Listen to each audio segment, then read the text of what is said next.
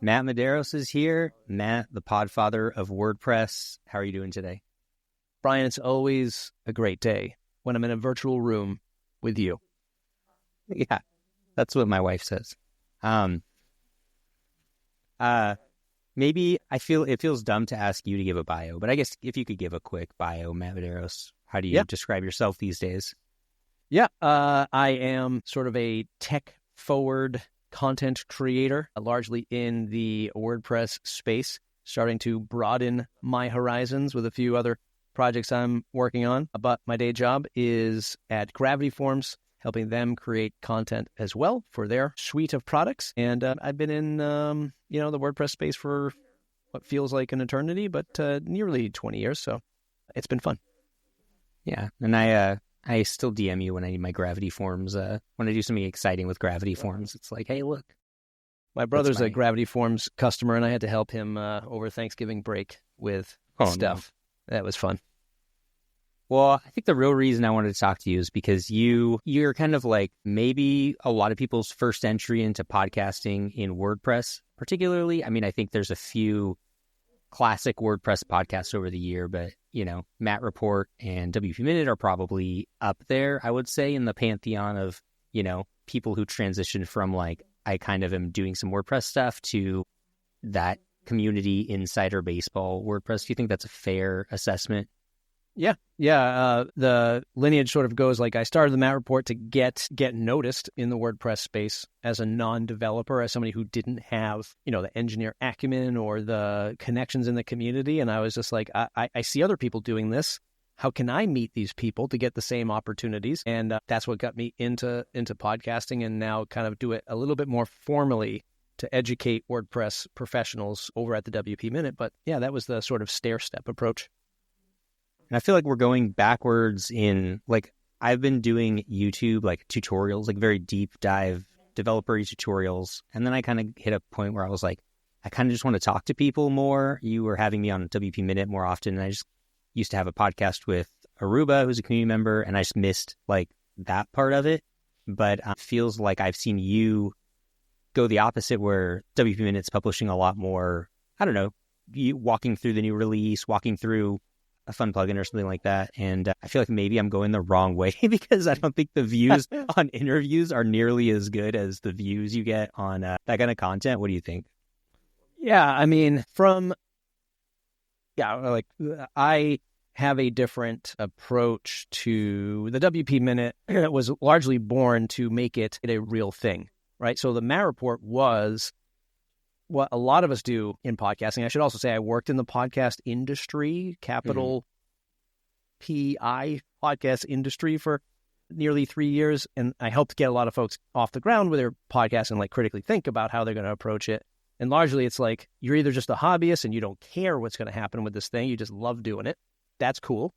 That's a great way. And then there's also like, if you're trying to make something out of this, you have to critically think of it as a media business. And I know that phrase has been overused a lot in the last 5 to 10 years, but I look at the WP Minute as omni-channel publishing, right? So I do blog largely written by Eric Karkovac. So I literally pay somebody to write content for me. The newsletter, the podcast, and the YouTube channel. And they all have a sort of different approach to that content, right? YouTube being for the average to beginner WordPress user. Mm-hmm. If you open up a newspaper, if those things still exist, you have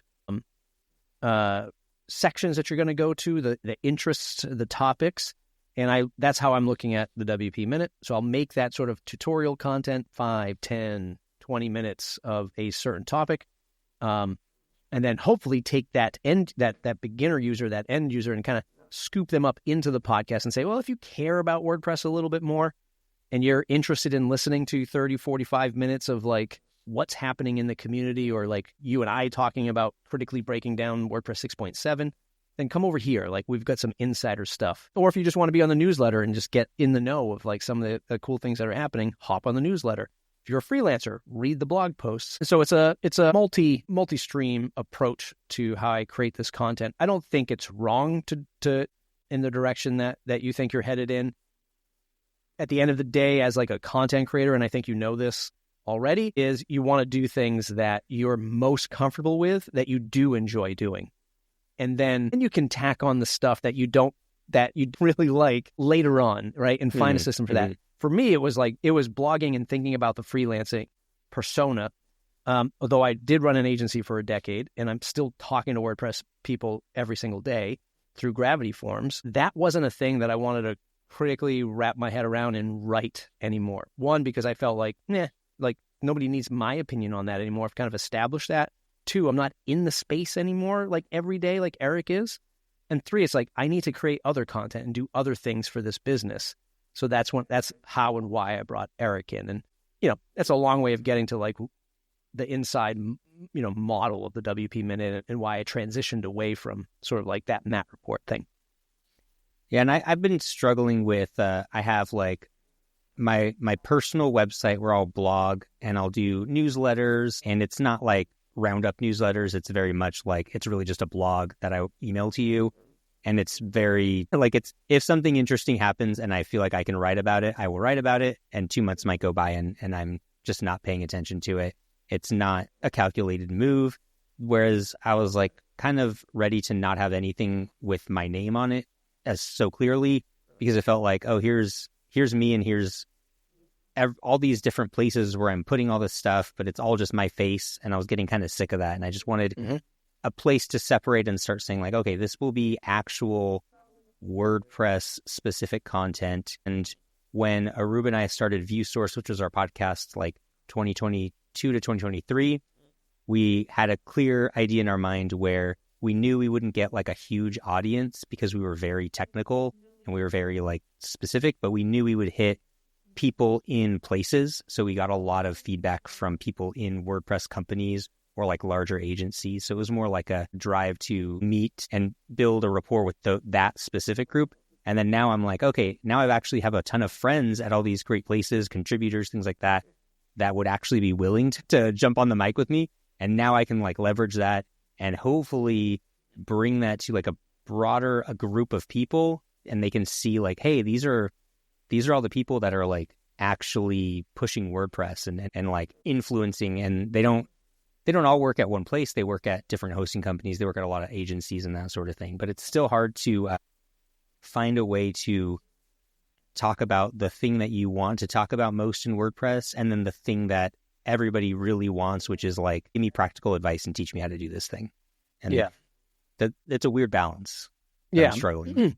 Yeah, I mean, the unsung hero of podcasting, I mean, I call it podcasting, and we can, I also follow podcasting as closely as I follow WordPress, right? RSS and open publishing are two things that I am very interested in, and podcasting and WordPress itself sort of established those two markets for me. But the unsung hero of podcasting or content creation in general is that relationship building, and it is impossible to like get ROI on that. Like I need to start a podcast and measure the success of this, and either subscriptions, product sales, money coming in. Those are all, different things. And really what you get out of it that would 10x that. And it has, and it's why I haven't stopped doing what I'm doing, right? When you look at the landscape of WordPress content creators or YouTubers, and you look at those that have hundreds of thousands of subscribers, that's awesome and something that I aspire to get with my channel. But I've also largely approached it like you, where it's like,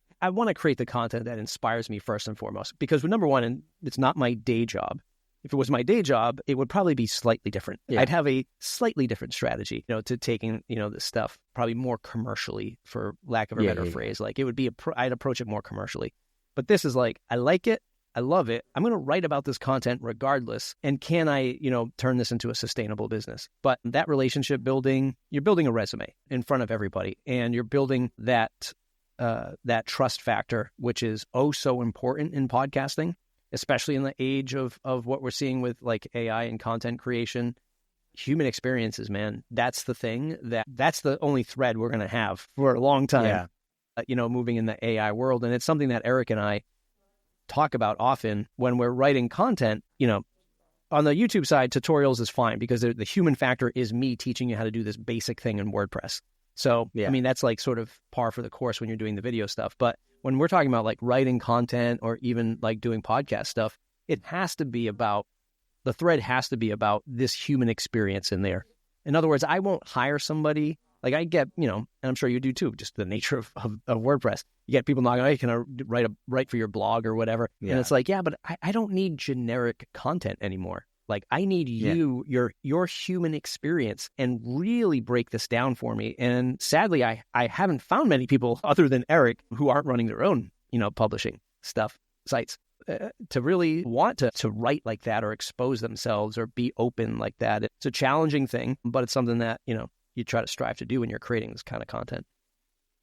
Yeah, and there was Tom McFarland is a member in the WP Minute Slack, but he's also, I think, if you're somebody who has been in WordPress a long time, you probably followed his blog for a long time, and he's been writing about this idea of like tutorial content. A lot of tutorial content on the web has become less relevant because, I'll go to ChatGPT these days and say, hey, how do I solve this problem I'm trying to solve?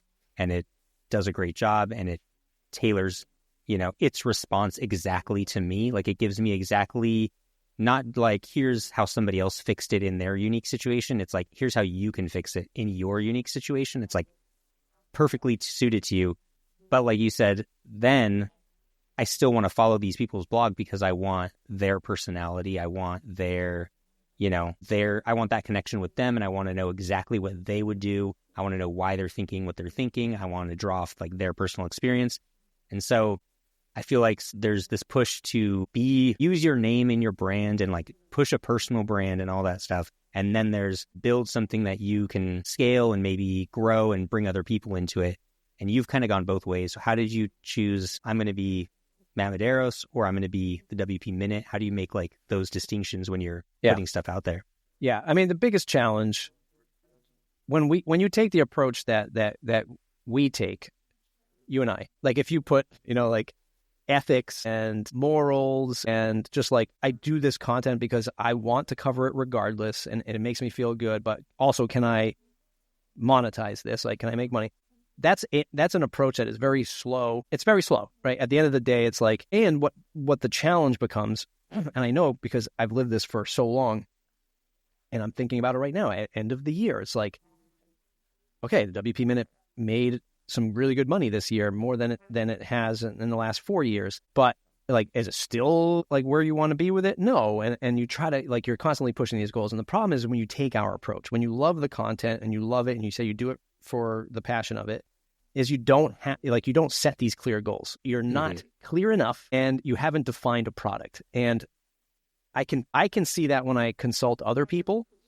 I'm like, no, this is what you should be doing. This is how much money you should be asking for. This is the product you should be pitching. But when it comes to my own stuff, I'm just like, sign up for my newsletter, right? And then at the end of the year, I'm like, why haven't I made any money, right? And I think where folks like you and I sort of get lost, and this is why I've repositioned from Matt Report to the WP Minute, but it's still a slow rolling train for me, is I don't have that end user product. In other words, I don't have that course. I don't have that digital product.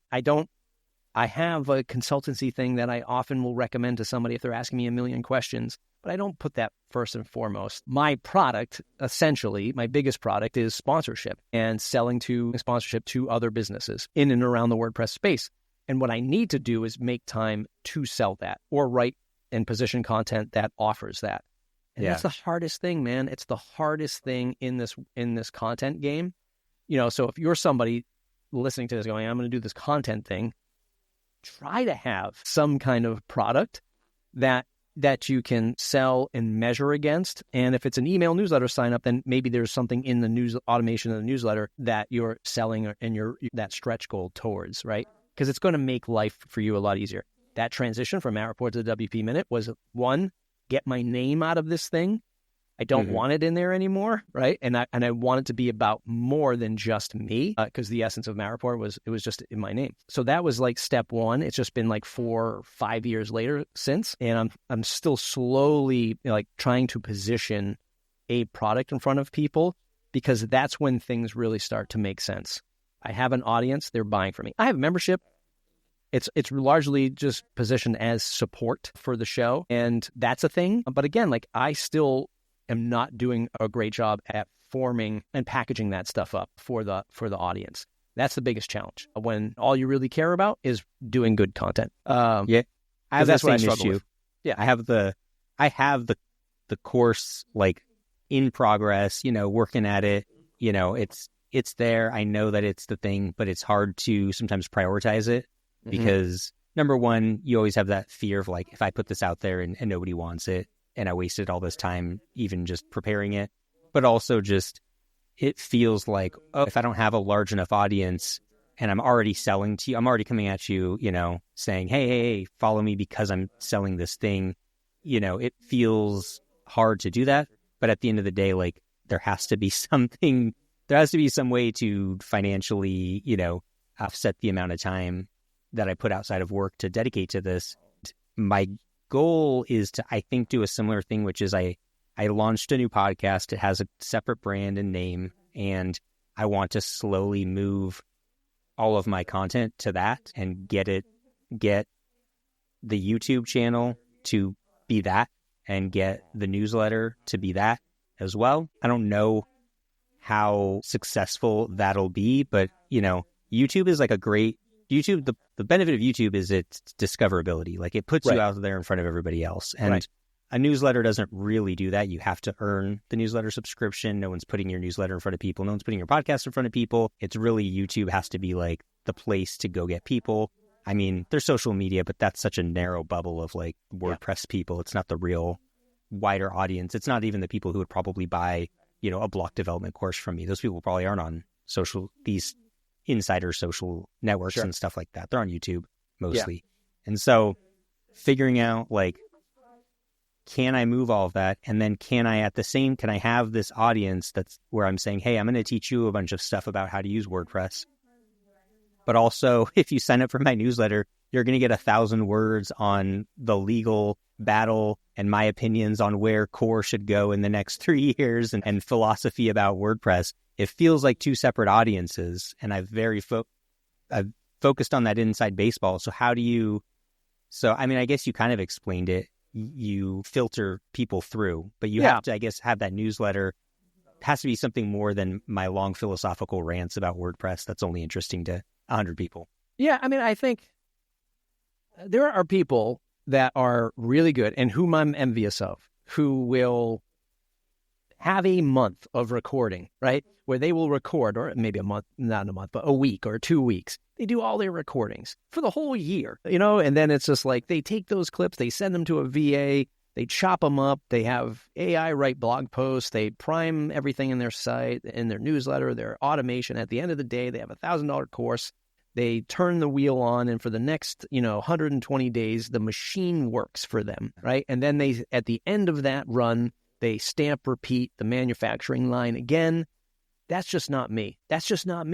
I really care about like the content and the connection. Plus, I have a full-time job and a family, just like you. And those things are really challenging to like front load all. It sounds smart, but for me, like front loading all that time just doesn't work. And I like to be more in the moment with that content. In fact, for another podcast project that I'm launching in 2025, I'm reaching out to some new folks, and this one guy, I don't know. It's just like I'm starting the fresh relationships all over again. And these folks I don't know, and I'm just knocking on the door like, hey, I've been covering WordPress for 15 years. I'm launching this new project. Would you like to be a part of it? And this one guy kind of just like turned me down. He's like, oh, I don't want to be, based on my experience, I don't want to be part of a new podcast project. And I don't want something that's not going to release for a month from now because like the whole tech scene changes. I'm like, okay, buddy, I'm not going to try to push it on you. Like, trust me, I know I'm a veteran. I know exactly what you're talking about. I've been there. This is like my 20th podcast project that I've launched. I get it, but I look at it as I'm going to, give you my 10 minutes on YouTube, give you 45 minutes on a podcast, and I'm going to give you these days like a few hundred unique words or perspective in my newsletter. And that's how I approach it, right? And hopefully, and engage with folks in social media. And hopefully the audience will like one of those things, if not all of those things that I'm producing for you. So I try to think of it as like, here's some unique experiences across, this omni-channel publication. And that's how I wrap my head around it. But I was just doing a 2025 outlook for podcasting for another publication called Pod News, which is very similar to the WP Minute. A lot of the stuff I stole from James at Pod News because he's been doing independent podcast journalism far longer than I've done WordPress journalism.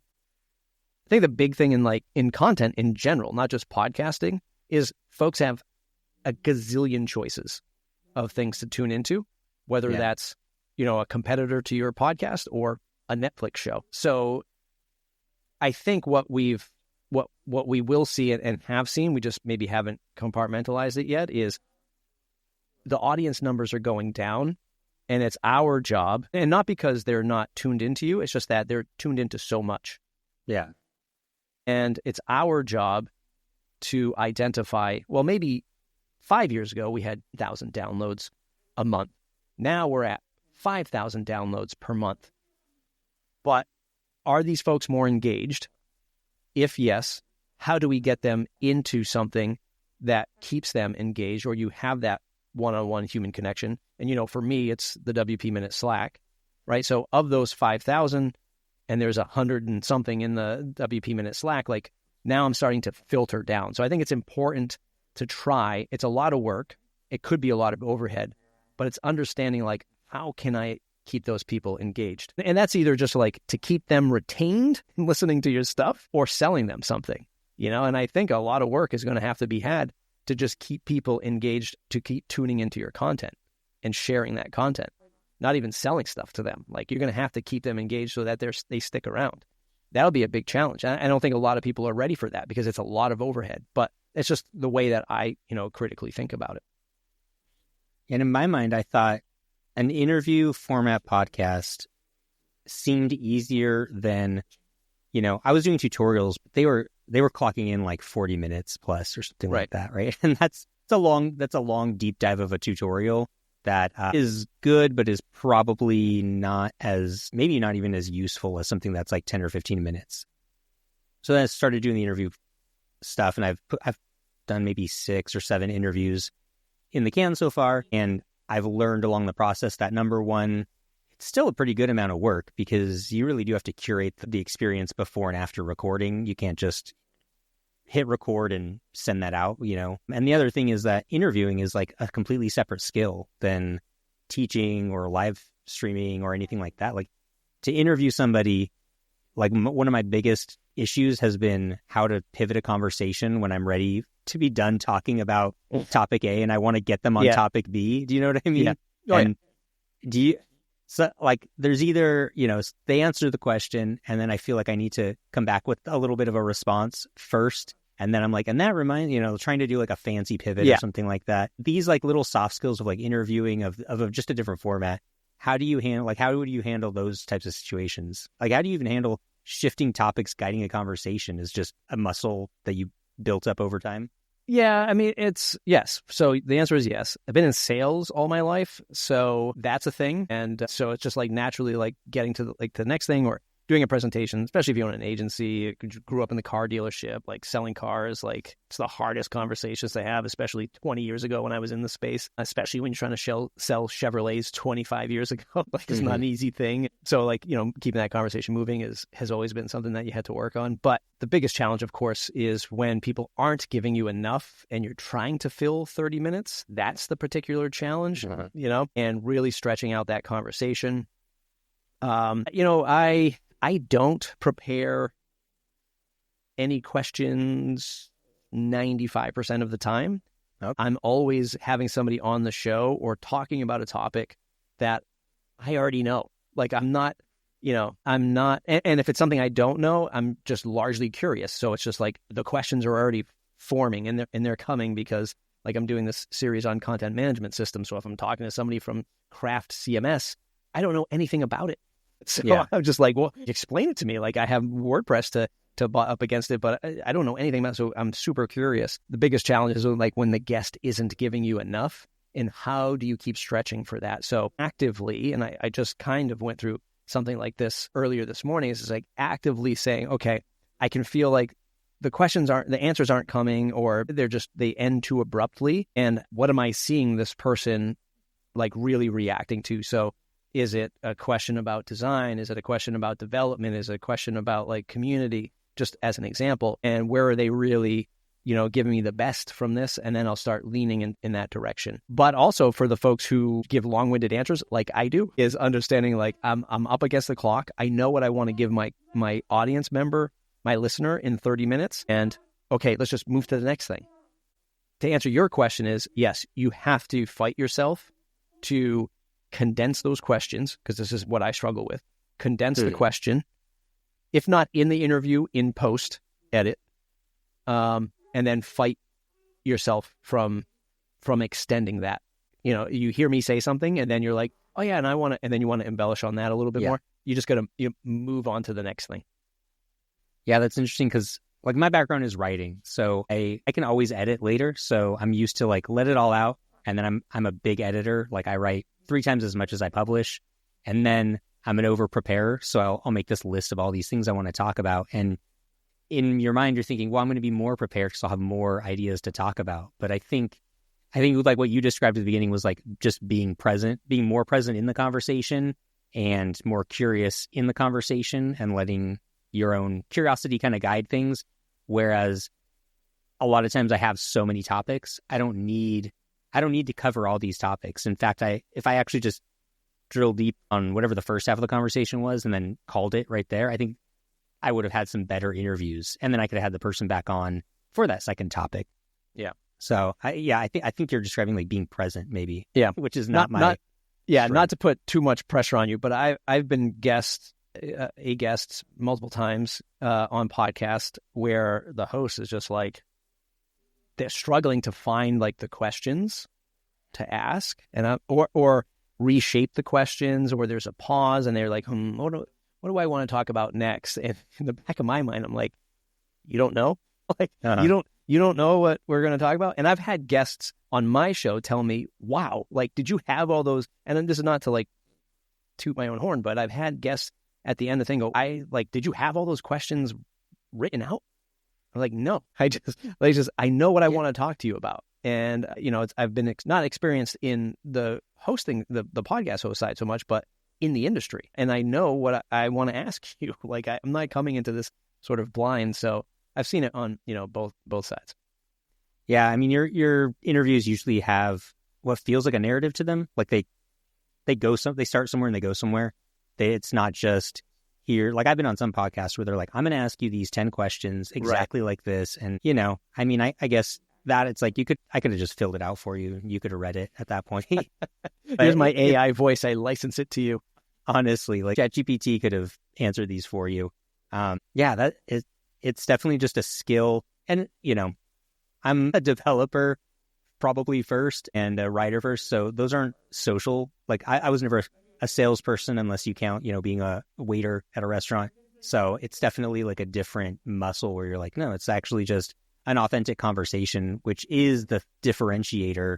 It's not an extraction of information. It's just the authentic connection between the 3 people, you, the guest, and the audience who has that social relationship with you. This is you reacting to my answer and not shifting to the next question. Yeah. I mean, I could shift to the next question, but it's a wormhole. My next thing that I was really grappling with was podcasting, just in general, podcasting and WordPress, and just the thing that seems to keep happening, which is things seem easy in WordPress and then you go to do them and then they seem a lot harder than you think. And you constantly come up against this idea of how important are values like owning your content and controlling the experience and using open source software. It's like the same. How much do I want to give up these things for what might be a comfort situation? Yeah. Yeah. That's a particular challenge for the podcast industry at large. It's right now, I'll try to keep this as brief as possible, but you have open RSS podcasting, right? That's what we all know and love and how the industry gets started. Podcast RSS feeds were created. Apple and Steve Jobs specifically was like, we could take this kind of content and put it on the iPod along with music. And, at the time it was like New York Times and like all these other sort of big media outlets, but then all these sort of indie creators sort of spawned from that. And, the industry magically, got started. Podcast hosting companies started to exist and crop up. And that was a whole thing. And of course, blogging was was massive back then. That was also a thing. And podcasting was looked at that sort of like hot new technology that people couldn't really figure out and wanted to be a part of it, but it was really techy and largely still is. And for the same reasons why we struggle with WordPress of like, what is it?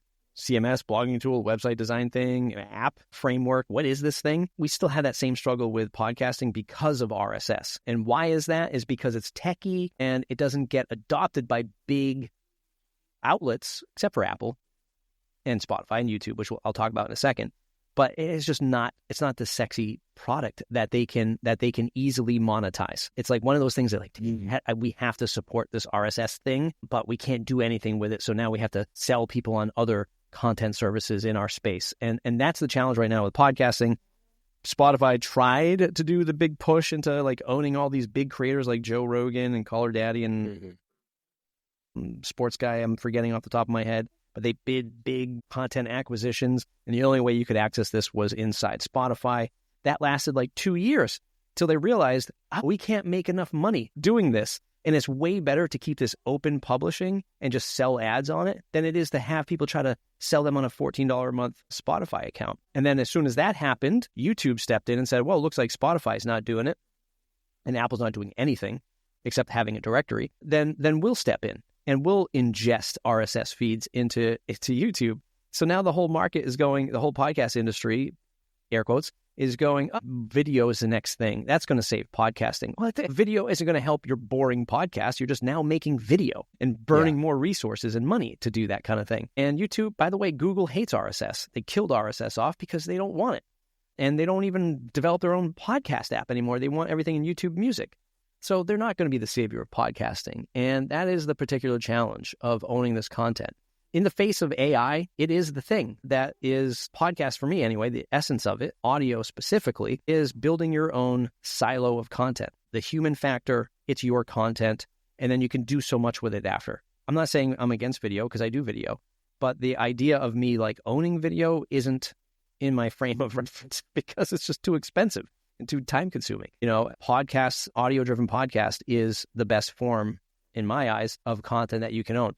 When you look at Google search, took all of our content from us, right? They wanted metadata, they wanted tags, they wanted all this stuff. They scoop all that content up, and then AI came in and said, okay, now we're going to steal from you. Yeah. And who's losing here? We are. So owning and defending RSS and your content is a hill I am willing to die on. There's a lot of people in the podcasting space, a lot of smart people who look at it and they're just like, it's a foolish game. You shouldn't even want to do that. Like you should want to expand beyond podcast RSS as the home base for this stuff because it's going to open up more opportunity, more innovation. But I also see that as no, because it's only going to be driven by some mega corp, and that's not a good thing. Like I will die on the hill of defending RSS and podcasting because, you know, the corporations can't control it. You know, and even YouTube, you look at like ingesting RSS, they have rules that you can't have like baked in ads with it. Okay, great. Like you're already trying to, you know, take away from me. So anyway, that's a long rant, but I think it's very important.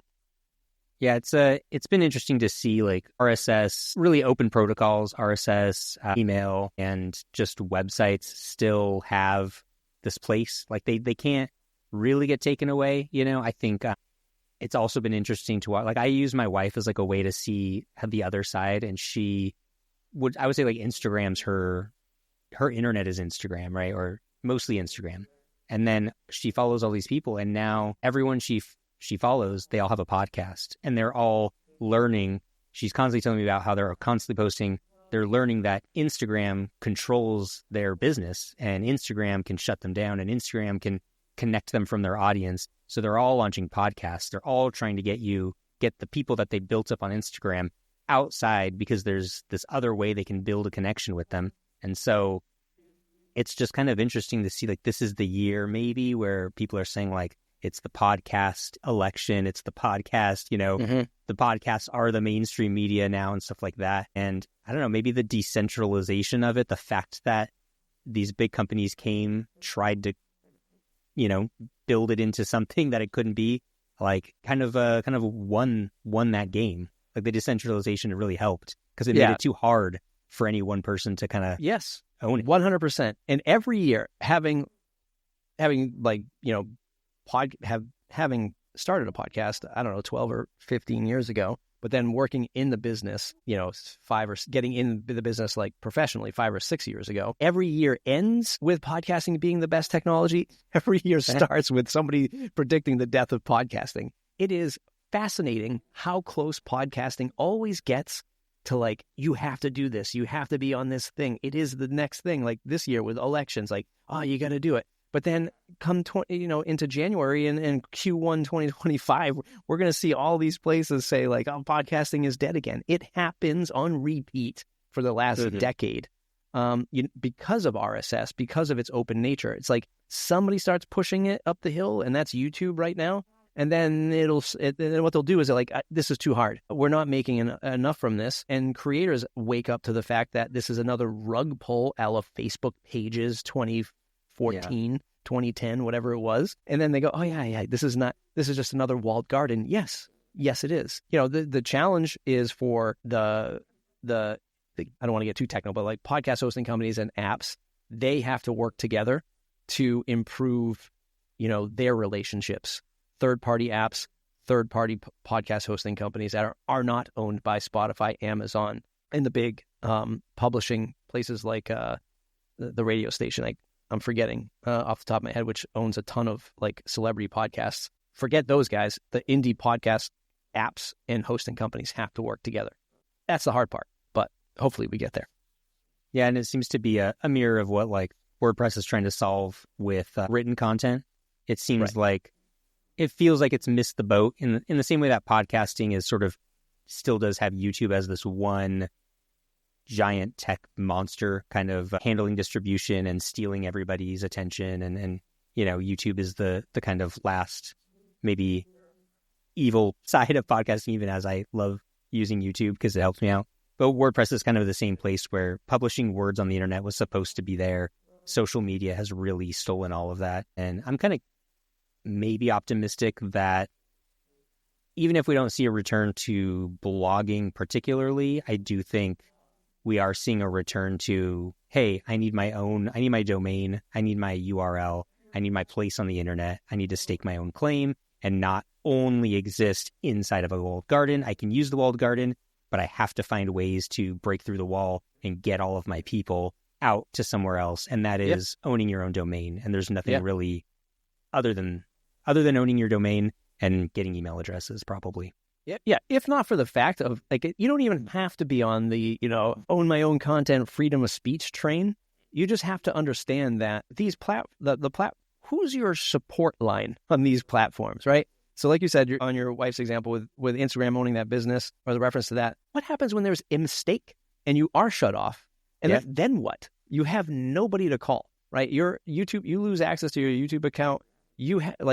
Okay, you're going to maybe eventually get access to it, but there's no guarantee, and there's no guarantee on that time frame.